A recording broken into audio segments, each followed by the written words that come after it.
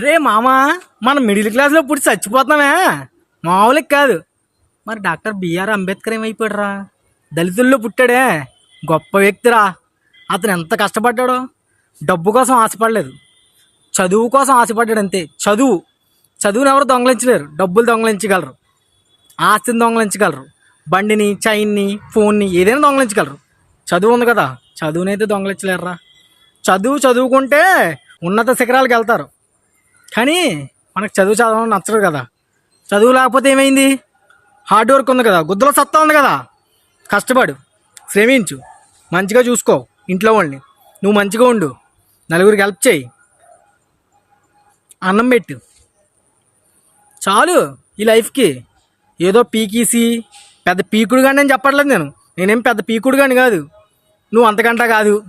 సరేనా? ఏదో నాకు తెలిసిన విషయం నీకు చెప్పాను అంతే. క్లారిఫై చేసుకో, ఒకసారి చెక్ చేసుకో మైండ్ని, బాగుపడతావు.